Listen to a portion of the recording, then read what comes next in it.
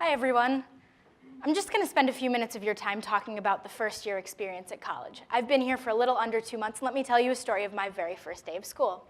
I marched myself into Hewitt Dining Hall after working up the courage to go in without any friends to sit with, stood on the kosher food line, and waited. And then Ellen came and introduced herself to me and said, "Hi, I'm Ellen." But I've never met Ellen before, and I don't know that she always talks with her hands, but when she said, "Hi, I'm Ellen," she sort of left her hand hanging out there. And this is Barnard, and we shake hands here, but I'm 19, and I don't shake people's hands. So what did I do? "Hi, Ellen, nice to meet you." And afterwards, we laughed about it and agreed it was one of the most awkward moments we'd both ever experienced, but it actually got me thinking. What Ellen did for me was that she extended her hand to me. She tried to bring me into her in-group, to incorporate me into her community. And that got me thinking about the wider experience of a first year. How are first years incorporated into the Barnard community? And I remembered back in my playground days that going to the same school does not equal a community. How could a community bully me? How could a community make me feel ostracized? And for a first year, how do I feel at home in these halls? How do I feel that everyone at Barnard is part of my community if there's very few features that we have in common? So to solve this problem, I want to explore 3 key features of the first year experience because I believe that understanding each other will make all the difference.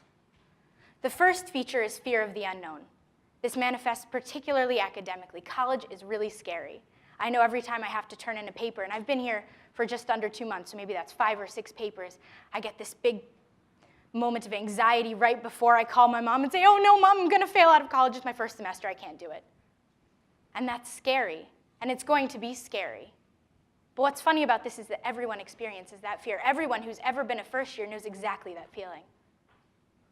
The second feature of the first year experience is fear of the unknown in the social realm, social isolation. I didn't come here with a pre-established group of friends. I knew a few people here and there, but none of my best friends are here. And trying to find friends while being afraid of failing out of my classes, which I know is not going to happen, but still it feels legitimate, that's really scary. And I don't like going to Hewitt alone. I don't like spending my nights alone doing homework, but I've taken a heavy course load. And I feel alone on this campus. And everybody keeps talking about this community that's supposed to come and embrace me and make me feel at home, but is it? And again, we've all been there. The third key feature of the first year experience is a desire to belong. When I first applied to Barnard, I was so moved by the community of women all working together to make a difference in this world. And I want to be part of that community. Just sitting here a few minutes ago with my fellow contestants, we were so on fire. That's a community. But we all have different political views, and we all have different stances and ways of life and religious practices and happy chill spots and Netflix preferences. But somehow, in that moment, we became a community. So how can we spread that to the rest of campus? Because as a first year, and I've been here, NSOP started 2 months ago tomorrow, I still don't feel like I belong. So how can we make a difference? I'm still wondering myself. But since everybody's been through this experience before, and we all understand what it feels like to be alone, to be uncertain, to feel uneasy, to not have steady footing, I think we can make that difference. The first thing that we can do is change our mindset, change the way that we feel about our fellow students and fellow members of our community as a whole. Take a moment, either now or after I'm done speaking, look to your right and to your left. If you're sitting next to a student, have you met them before? Do you know their name? Do you know their class year? Do you know their major? Do you know where they frequent for meals? Do you know their favorite study spots? I don't know. Do you know how they felt about the last presidential debate? I'm sure you can guess. But you know, it's a good conversation starter, and it's definitely worth your time. And if you're not a student, then remember back to those times and maybe try to facilitate that better mindset. Because in facilitating discussion about our feelings, and I know this sounds very fluffy, but sometimes we need to put our thoughts into words. By facilitating that discussion, we're better fostering a sense of community among peers, students, and potential leaders of the world. In closing, just want to harken back to that moment with Ellen, who's here tonight. When she extended her hand to me, yes, it was awkward, but right afterward, I went to sit at her table. And I had a really good lunch at Hewitt that day, which is actually pretty rare for a first year, but that was a really good one. And that gave me hope for the rest of the semester. And now, halfway through, I think things are looking up if we just change our mindset, maybe take on a little extra act of kindness, and make that much of a difference. Thank you.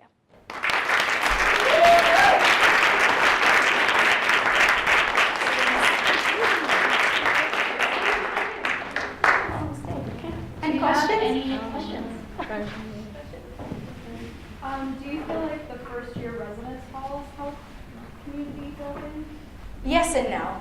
I think I happen to have a really fantastic RA. Shout out to Natalie Santana, she's the best. She goes out of her way to have little bonding experiences throughout, and she's very attentive to try to foster the community because as first years we're all sort of like separate in our own bubbles. But even in the residence halls it gets a little cliquey when you tend to stick to the people that might have similar like national backgrounds or family backgrounds or religious backgrounds. So like there's still bridges to be broken. Any more questions? Yes. Did you feel that your NSOP experience sort of helped you start off the semester on a good note, or that it didn't help you? I don't want to get too controversial. I actually really did not like NSOP.